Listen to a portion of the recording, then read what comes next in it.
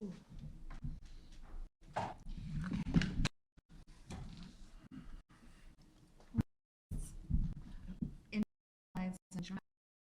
Instrument.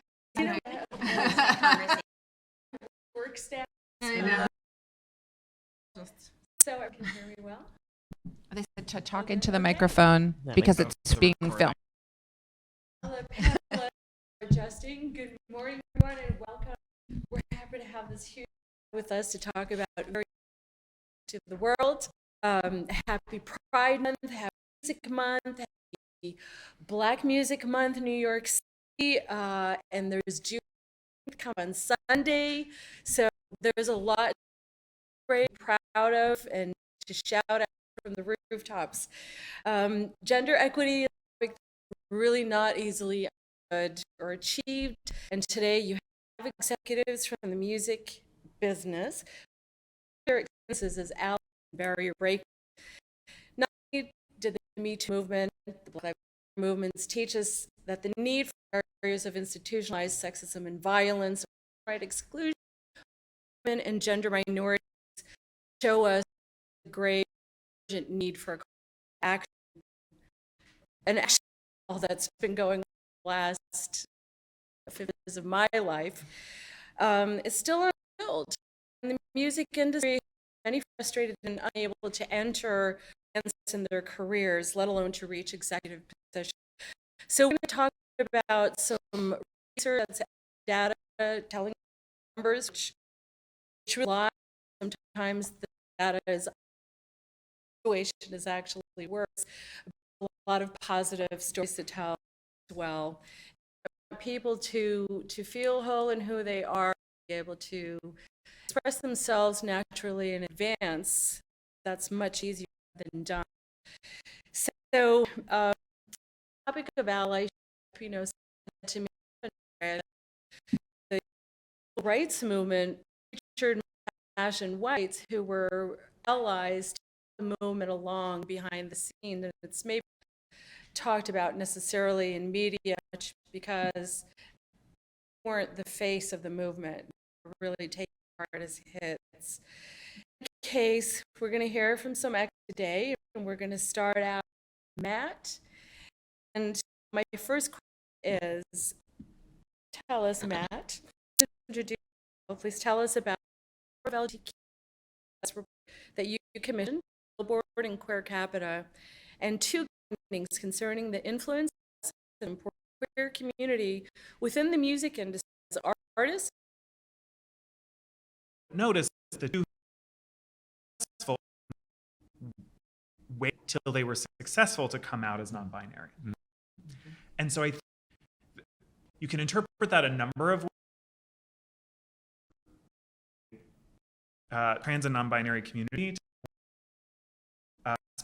label support, promo support from all parties within the industry to highlight those voices so that they don't wait in the closet to become successful, to then, live their lives themselves, still have success. Amazing. Well, thank you for that, and we'll get some of those points. Each of you do when you answer the question. Just women in music, what was the most jarring about how are advancing in the music business, and how did WIM set out to respond to barriers women or have in the industry? Good question. I'm Jessica, which 1,120 countries register the Copyright Office and put together simple agreements. I'm also to women in music, and as you mentioned, previous the ad board of Sound Thinking for Girls alongside and Beat Girls run at Berkeley by Erin Barra. So that's so low. I think that we've had a number of these take place over the last decade or so. The most recent one being 2021, the Annenberg set, which Annenberg and also UMG had together to interview thousands, I think, women across 190 companies, 4 participants in total. And one surprising stats that was the SVP level, 35% population were female. than 20%. I think it was 19 point something from underrepresented communities, minorities, LGBT, right? And to me, I've been in the industry now for, I'm gonna, I might be coming up 15 years now, and I've really enjoyed seeing women in music and She's So and Keychange really push the needle and create these opportunities for visibility to have more women in leadership programs and hone in on these studies and create opportunities. But I don't think that we're moving as fast as we would like us to move. You know, this paint of the picture, they don't tell the underlying story. Like, when I came into the industry I'm not going to say that. When I came into the industry, I was almost always two women in the room. Almost always. And last night, an event, and there were maybe 7 people in the room. It was all executives, and there were 4 other brown people in the room. We all came together in the middle. We had a conference, and we're like, "Hey, sis. Hey, bro. It's really good to see you here." I think we all have understanding, like, all right, we're moving it a little bit. There is change happening. 2 to 4. Mm-hmm. You know, a little bit we're getting there, but I think that's been the most disappointing part. Is we've had all of these great initiatives, great organizations, and companies raise their hand, but I don't think really follow through with the accountability side. Really do things with women in, which, if you're not familiar, it's the largest nonprofit for women in the arts, and we're open to all genders because we believe the conversation around inclusivity should be inclusive. And music is, I think, hundreds of events. Pandemic, they were the organization that was consistently churning out events almost weekly, and not just come one, come all, but the micro events happening in local cities. In particular, I feel like has organizations to put their, we understand, we can execute the mission, and hey, look, we're actually in it. Thank you, Jessica. Molly, I see you've been listening intently. I try. I know you have many stories to tell, and this question is maybe even more loaded and a little choice on my part. Okay. Did you experience as a woman on your journey to becoming successful artists or executive music industry? And what are some of the lessons you can share with the audience, and especially for young women or aspiring leadership roles in the Thank you for that loaded question. I'm Molly Newman. I'm of which is part of the Downtown Music Group. And I will date myself. I've been in the music business for about 30 years. I started as a musician, as a drummer, and through my career I've worked at labels and had a label and done artist management and worked at digital music publishing, which is so fascinating as zone our industry. But I tend not to think of my journey, Andrea, in regard to discrimination specifically, and I know that as a white woman I have a tremendous amount of also in my, even with challenges, but I do think that I have estimated, and I think that's a word that I think about a lot with regard to communities like women and gender minorities and all of the people of color and LGBTQ. We a lot share that sort of, and I've experienced that since I was a kid from my grandmother who decided I should go to art school versus becoming an engineer or whatever it is. And I think that painfully is very consistent now. And when we look at the statistics that have been around the media TuneCore report issued a couple of months ago and the Annenberg studies, we really see painful data around what where are. And you see a lot of the technical roles and producers and engineers, people. You see it with writers and obviously performers recognize a lot more diversity in performers, but there still are these really important zones of I guess, for lack of a better word, and I think can really, in terms of trying to in the conversation of when you see where these things begin, and I do think that a lot of them begin in early stage of life, like when kids are listening to music and they're how you create, and now that we are in such much more like a technology-driven universe, and then you start to sort of being underrated and discouraged as giving opportunity encouragement. Those are the things that I think we have a lot to do. I'm really excited about the tactical support that, as you mentioned, women and a number of she is the music needle, coming together and trying to really support getting a lot more representation in these zones of our industry. I think it's an economic to make and something that we will hopefully see recalibrate who's making money. And we all want to make more money in the music business because we know how inhibited it is versus other industries, but we also need to see more people make money. And one thing I just want to touch on quickly, because you said about especially when you get music production,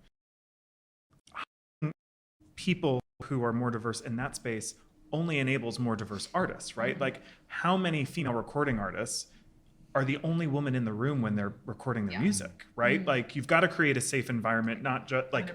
Fully experience. Yeah.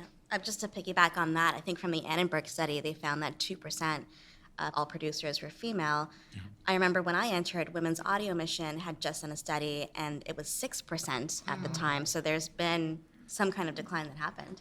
Just want to add to that, really, just thinking about that. If you think about what the implications of that is, it's imagine being the only woman in a room of people you may have never met before at 1 a.m, at 2 a.m.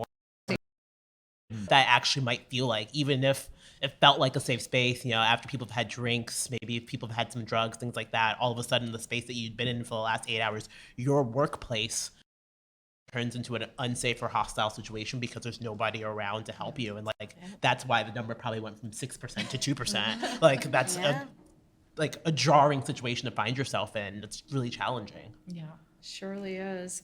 Well, Molly, thank you. We're going to move on to Ragnar.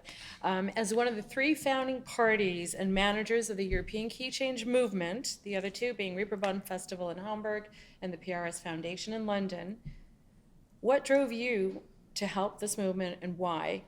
What is the greatest accomplishment for women, LGBTQ+, Black and underserved communities you witnessed in Europe as a result of the Keychange movement? Why we started Keychange, I mean, that I actually just have to give a short background. I'm maybe 12 years ago in a career. So I've always been a musician, doing clubs and stuff like that, but I moved from film to music. And in the film industry, I think they have actually come a longer way in Sweden when it comes to addressing these issues, but even more when it comes to intersectionality. I just met with a director couple of weeks ago that we discussed this so for me it was the easiest thing is that I met Vanessa Reed 2014 and we started to chat about doing something and that is how it started. But I mean, what drove me, I mean, for me, I hate to see talent go to waste. That is really the basic thing. I mean, we have always need all talents, and if we want to have a diverse audience, we need to have a diverse people creating the art and diverse people behind the stages and everything. So it's really quite obvious. But when it comes to achievements, I mean, it's really, I mean, I really want to problematize that. I can give some good examples and some bad examples, but we really need to understand we had a pandemic, and we have looked at figures from the pandemic, and in Sweden, we had around 30% of the professional musicians average are non-male. And what we saw during the pandemic was that that 30% lost more money and more of them left the industry. So we really have a backlash. But if you look at, for example, STIMs, when it comes to registered composers, there is a good trend that it also is threatened, because the past 3 years we have a big race in newly registered younger composers. So there are so many different trends. So you really have to take it genre by genre. One thing that I am a little bit proud of being a Swede is the classical music, because when it comes to commissions, we actually have a very, very good figures because we have a political movement, and that is actually changing now, because we talk about arm length, we talk about arts freedom, and then it sort of starts to move back again. But I really believe that Keychange has made a change for a lot of participants. We had a beautiful testimony at the Swedish consulate, Swedish residence, when we launched Keychange from Tawia. She's a UK Black artist, and she really gave an amazing overview of what had happened the past 4 years. So it's and we know that a lot of people have actually made important career moves, but I think we have a long way to go. I really have to say that. But I believe in the power of community, and all the organization you mentioned is so important, like the Genre Society, she said so, and we just have to work and it will make a difference. Well, thank you for showing up. Christine, you recently joined She Said So after a career in corporate music, including with the travel sector. Please tell us why you decided to join this organization, and tell us a little about She Said So, including the allyship your organization has had with Keychange in Europe. Yes, thank you so much. So yes, I'm Christina Sazwa. Despite the accent, I actually am based in London. And I joined as the UK director for She Said So about 4 months ago. And I did that actually, ironically, because She Said So runs a mentorship program for various programs within the UK and globally. One of those programs is Keychange, and what they do is they facilitate the mentorship partnerships between the mentors and the mentees. So those that are accepted into the Keychange program are provided a music executive mentor that helps them throughout their time there. Keychange was also the blueprint for another program that PRS Foundation is really closely involved with called Power Up. Power Up is a program aimed at Black music executives and Black music creators. I was lucky enough to be chosen for their first year last year, and She Said So also provided a mentorship program for that as well. So my mentor was a gentleman named Keith Harris. He is a bit of a legend in UK music, a Black music executive that's been around for 40 plus years. And Andrea, the founder of She Said So, not that Andrea, different one, she reached out and said, would I be interested in this? And I was not sure. I was like, oh, I have a lot going on. It's in addition to my full-time role. I'm not sure if I want to do this. And then I talked to my mentor, who ironically, I feel like I said it was like an industry plant. Ironically, he was provided by She Said So, and he's like, I think you should do it. And I was like, okay, let's do it. And so I said yes, because I loved She Said So. It was one of the first organizations I joined when I moved to London, and I love the mission of just elevating, compensating, motivating, showing representation of gender minorities within the music industry, and approaching it from many different ways, and collaborating with other amazing organizations like Women in Music and Women in Control in the UK and all of these other amazing organizations, because we all have this driving force of just like, let's make this place suck a little less. And I'm really here for that kind of mission, basically. Well, thank you for that overview and good luck in your new role. It sounds very exciting. I hope we're going to be working together at Keychange. I hope so too. We'll figure that out, I promise. So this question is going to go to the group, and we'll just go down the table and start with you, Matt. If each of you could give us a soundbite on what does allyship mean to you personally and or the organization you're representing. And I'm especially curious on how we, the audience here, can have a takeaway on how to better engage men on a lot of these sensitive topics who seem to be much less comfortable with the conversation in a stereotypical general way than women are. I'll save the eye roll for men. So personally, what allyship means to me, again, I do want to acknowledge, and I try and do this in every space I'm in, the immense amount of privilege I have. I am like the eggshell off-white of diversity, right? Like I am a cisgender white man. Soundbite. I might borrow Like that. I'm gay, so I've got like a little bit. So like I have a little bit of an idea of what other communities go through. Not that this is like the oppression Olympics, but so like I know the struggles I've gone through in my life. Yeah. And I have been very blessed. So I can only imagine what other people have gone through from other communities who face far higher hurdles than I have ever had to face. And so in my lived experience, I don't want anyone to experience even what I had to go through, right? Like, shouldn't we all just like have a nice life and like help support each other and be good humans? But unfortunately, not everyone thinks that way. So I think how you can be a good ally, I think what you have to focus on is what you can control. Otherwise, you will go crazy, right? Like there are days I can't look at the news because I will just scream into the abyss. Mm-hmm. I have to focus on what I can do to help other people. And so in my role, I manage a team of 14 people. And, you know, we've gone through a number of different like corporate structures, and we didn't have like full HR support and that kind of stuff in the midst of that transition. So like we didn't have formal HR policies in terms of like, how do you go about sourcing candidates?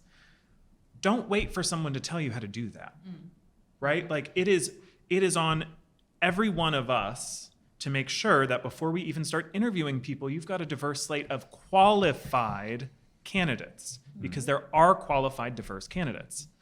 Your new recruiter is wonderful, by She the is. way. Deanna's. She just is moved from great. my company. Yeah. so. Sorry, we stole her. And I'm very sure very soon she will have those policies in place for us. But it's one of those where it's like, you've got to give the opportunity and pay it forward to the next person. And you know, how many unqualified, straight, cisgender, able-bodied white men have been able to fail their way up, right? We've got to create space for people who don't look like that to find roles in the community and in the industry. And so for Queer Capita, what allyship means to us is also understanding that like someone's queer identity is just one of their identities, and the importance of intersectionality. And that's why we try in everything that we do at Queer Capita to make sure that in addition to pushing our cause forward of creating safe spaces, community, and career pathways for queer people, that we're being good allies to all of the other diverse communities within the world we live in, right? So whether that's Black African American folks, Asian American, Hispanic, Indigenous, whatever the community might be, we have to support them equally, if not more, than we do everyone else. I think about allyship as a word that's become more common in understanding over the past painfully 2 years, but probably 5 to 10. And one of the ways that I've been trying to push myself is to continue to learn about what, obviously I have a definition, or I have a framework of how I look for that kind of support within my own experience, but also how I can offer that. And one of the guides that I've been fortunate enough to have over the past few years is a woman named Minda Hartz, who's now a writer. Her book that came out, I think 2 years ago. She's had 3 books in the last 3 years, which is amazing. But her book called The Memo is about racial trauma in the workplace for Black women, and how and her personal experience, but sort of a guide for people to, who are Black women to sort of know that there are shared experiences and they don't feel alone, but also for people who are not Black women to, educate ourselves on these sorts of dynamics that have been managed or maintained or institutionalized that are traumatic, and there's her last 2 books are equally important. So I give them to my staff when we do onboarding. I try to anytime I have the chance to share her message. I think it's something that is critical because allyship is one thing. There's, I think, a lot of discussion around sponsorship also. So what does it mean to, find someone that you can help, take, active support in their career. And these are tricky things, right? Because we're humans and there's all sorts of, responsibilities that we have to have for each other and ourselves. But, I think as companies become more committed to improving the environment that our staffs have and that we are trying to, it's important for us, it's important in music. We're also speaking to, artists, we're speaking to people who are, fans of music. And we have to be, sort of representing all of these commitments and everything that we do. So I'm trying. It's a work in progress for sure, and not always successful. But that's also, I think, part of the journey of recognizing when you make mistakes and acknowledging them. That's been a big part of, I think, in context of allyship or sponsorship, knowing when you have to walk into hard moments that are uncomfortable and scary, and trying to make them safe for yourself and for the people that are in these conversations. So it's a lot of what I do think about. When I think about allyship, I think about it's a lot, basically. Going back to what Matt was saying is there's a lot of heavy lifting when it comes to allyship for minorities to support other minorities. And the range and the gambit of that stretches in every different direction. I think, for example, I was an ERG lead at one of my previous companies. ERG is an employee resource group. I was a co-lead for the people of color group.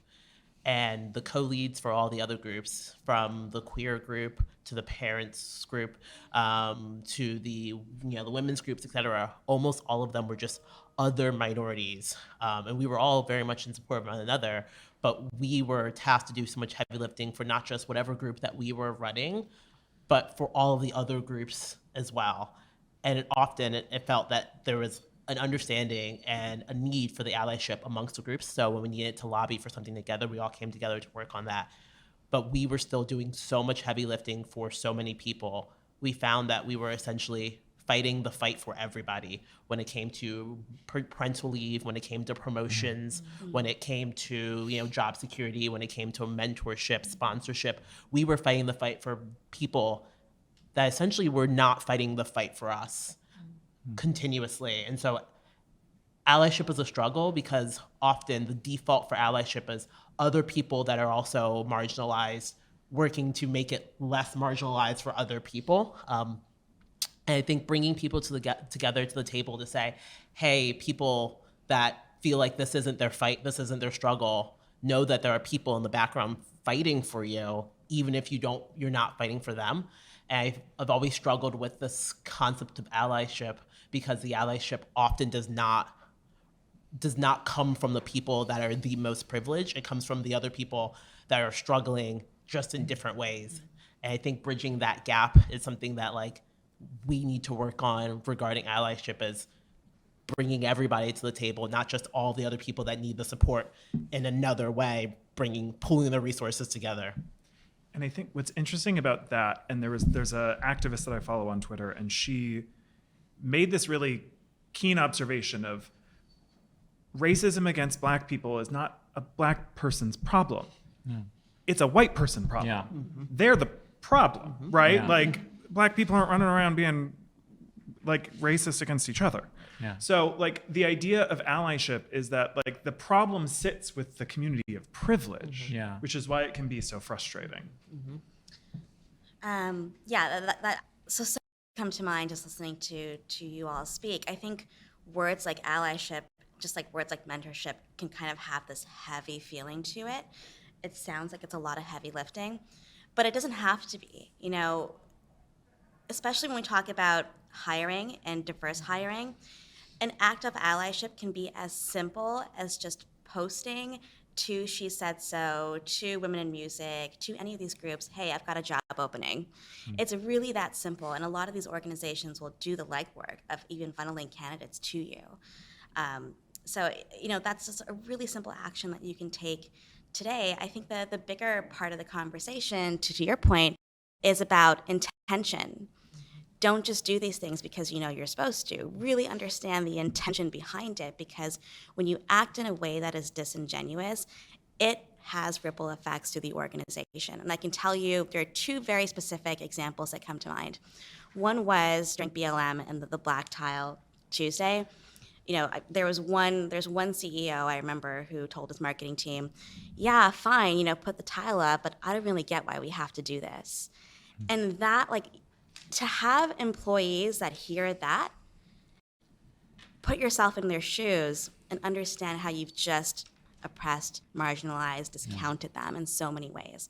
There's another company that for the last month or so I was really impressed with, because they were hiring so many women at the top level. And it was a beautiful thing to see. And I was like, this is so great. This is a CEO that genuinely cares. And then I had dinner with him, and he said, yeah, you know, I hire like a lot of women in these senior roles. Oh, if I hired a bunch of men, I would get into a pissing match with them, and it would just be contentious all the time. And women get the work done. And I can't even tell you how my heart just sung. Yeah. Discuss later. It's I mean, I got the goss. It's the intention behind it, because that has so many effects all the way down and follows you through the industry. And there are some really great leaders who clearly lead with intention. Molly leads with intention. I can tell you that hands down, and you know it when you see it. And those are the companies that tend to do impressively well. It's so well documented that when you have this diverse workforce, not only are you garnering higher returns, but the company overall performs so much better in retaining their people. Yeah. Which, like, you know, if you lead a company and you have turnover, it is ridiculously expensive and annoying. You're shaking your head like, God, yes, I know. So, you know, at the core of it, it's how do we keep our people? How do we keep our people happy? How do we attract the right qualified people? And how do we do this with intention that is honoring all of us in the space? Yeah. I totally agree. I really, I mean, I'm really, it's interesting because I have the opposite input. I can totally understand that marginalized groups, oppressed groups will understand, will support each other. I'm on the other side. I'm super privileged. I have never faced almost anything. And that is, I mean, for me, it's understanding this privilege is the core for me. I have to do that. I have to take to be challenged. And I really, really, I'm getting a little bit better at that every day. And I'm taking it personally because it's my person, but it still is something that I need to take. But I'm thinking that it's up to the majority to push the change. And we should work with, so that is, for me, it's about network. I mean, you really have to look at your network, your norms. You have to look at your, for me, it's really, you have to just go through that and to tell others in the same position. It is not hard, because it's not hard to make a change. And then you, maybe someone you have to talk more to their wallet. 2 weeks ago, I met with Roger Wilson. He's head of, he's the founder of Black Lives in Music in the UK. And he was so great because he understood that there are different strategies for different things, but everyone needs to make a plan, a clear plan that you have to follow. And that is really, and then you have to continue to work on yourself. Thank you. Yeah. These are just such powerful statements you're making, because in reality, it's not that easy. It's not easy to have these conversations. It's not easy to stand in front of people and, you know, I feel so many people, quote unquote, of color just have to stand up and take the hit Yeah. after hit, and convene behind the scenes to console one another and find the strength, and then continue on.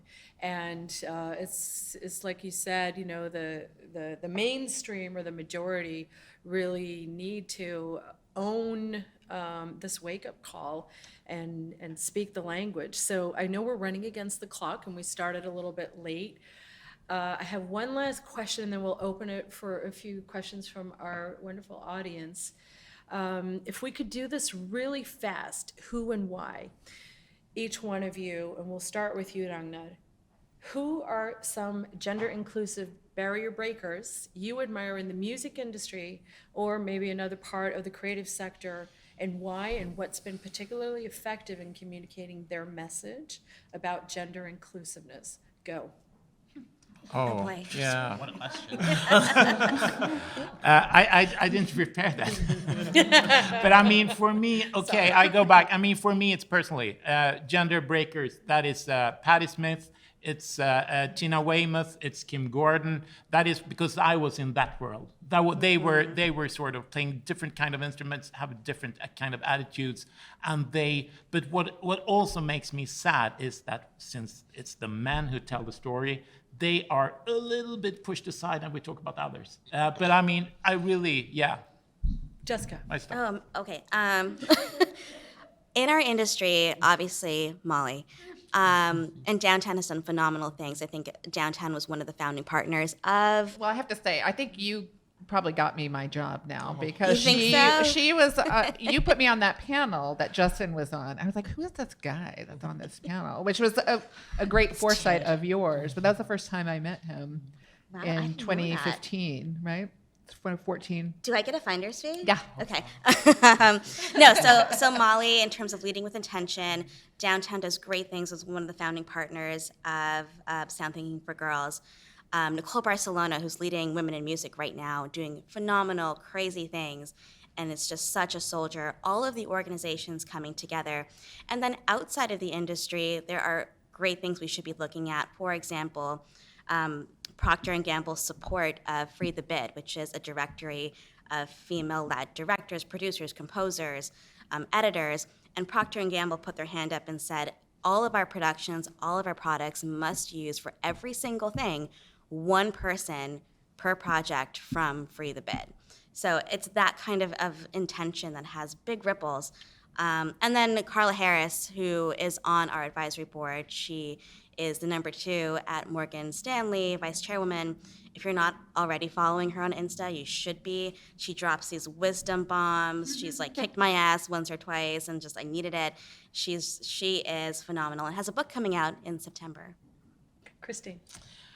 So I would say also Molly. Love Molly. And Andrea Gleason. I joked to them. They were both. I was both in the same room, both of them yesterday, and I said I got invited to speak on a panel with the 2 of them over the pandemic. And I don't think I even read what the topic of the panel was. I said yes. I was like, sure, whatever they want, because like I know that like both of them do not. It's not lip service. That they mean what they say. They hire intentionally. They bring women to the forefront of their companies and promote them as such, and that's something you don't see in the music industry quite frequently, and that's something that's really exciting, and that's what makes their companies are thriving. So, like, obviously, things are going well. And I would also like to shout out Maria Weaver over at Warner Music. She came in maybe a few years ago now, and just hired some powerhouse women to join her team.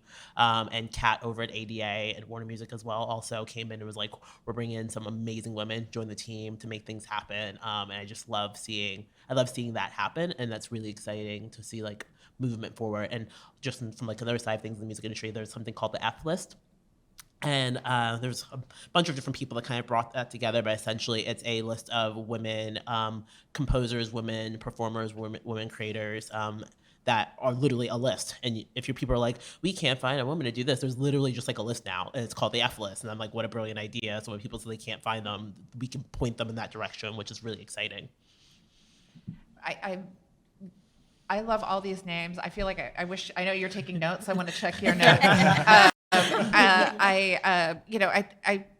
feel so humbled by even these nice words, because, I it's not easy, and it's not successful. I mean, we have great representation in our company with, maybe our staff, but technically, but at the senior level, technical roles, it is not good enough at all. And so, I mean, I appreciate some of this kindness, but I don't that is we are anywhere near where we need to be, and that is, and I want to, my bosses are nice people, all of these things, right? But we all need to do better. So, that is commitment. And I think of Vanessa Reed, who, was the sort of architect of Keychange originally, now CEO of New Music USA, who sort of drove this commitment with her partners to, have gender parity at festivals, conferences like this, and to support creators in a very, very tactical way. Fortunate to know her and to have seen that inspiration, because it is like what you said, when and Andrea mentioned it yesterday, when you are how painful and pitiful it is, then that you make a commitment to improve. And that's something that, I think we all have to think about all the time is, and our industry in the US, in the UK, they have to publish stats. Yes. Yep. In the US, we don't. And we member of Music Biz, and it's one of the conversations that I've been trying to sort of, how do we get everybody to, if we can anonymize where it doesn't feel so horrible, maybe we have, could we stop? But if we don't know where we are, then we can't commit to the specific changes. So that's grateful for the inspiration, all of these people and all of the people here to kind of keep us moving toward improvement. Yeah, if you can't acknowledge the problem, you're never going to get better. Oh, yeah. My first manager in the music industry ever was a woman named Erin. She's now back. She's at BMI. Kind being who, D&I was at the center of everything she did and was super active in women in music and encouraged everyone on the team, female, gender, or otherwise, to be active in women in music. And very lucky to have Ellie, who works with Jess at Cosign, who was a colleague of mine then, who has also great and at queer capital right folks as we're getting up and off the ground. I mean, we're not even a year old yet. And so there's a lot of people in the industry love to help any and all of you do better. That's like why we're so passionate. I think that's why all six of us are here today. I think in terms of I love people like Beyonce, who all women, her entire band. Latest tour, she only had 2 guys who were dancers who were only men on stage. Janelle Monáe in very similar ways. So her openness, her queer experience. And one person who just stands in line, and she's not in music anymore, is Bilma St. John. And I just remember seeing her on Billboard Women in Music, and I'd never heard of her before. She walked in the room in a sequin jumpsuit, just massive hair, and she's a tall woman, and she was also wearing pumps, and I was like, who is this? I want to know her. And just people who are so authentically themselves and unapologetically so, because that kind of light, I don't belong to any of the communities she belongs to. I'm not a woman, I'm not Black, I'm not straight, but seeing her live her authentic life is inspiring for me. It's contagious. And knowing her and having met her since then, she's one of those people who will reach down and help the next person behind her, right? And I think that's why, you can call it allyship, you can call it supporting your own community, but you've got to be there to help the next person, because otherwise we're never going to get there. Love that. I'm going to add to the list. All of you are really on the path in such a solid way. You're in decision-making roles, and I see you passing it around. I'm also going to have to add Donna, RuPaul, because that's my generation. But they really have been, at the forefront with their music or their activism or whatever professional area they've stood before and done work. So, yeah, topic with a lot of ideas and ways, and I love it. I hope I'll be working with all of you at Keychange US as we're norming and storming at this initial stage. I want to thank the audience here. I think we might have 1 minute for a question. Does anyone have a burning question? Go ahead. Hello, can you hear me? We don't have time, You can bring it up. unfortunately, but if you guys can move into the hall, feel free to talk to our wonderful I'm panelists. sorry. Well, I want to thank everyone for coming. I want to thank Keychange and TuneCore for creating this, all of you being here. Keep up the good work.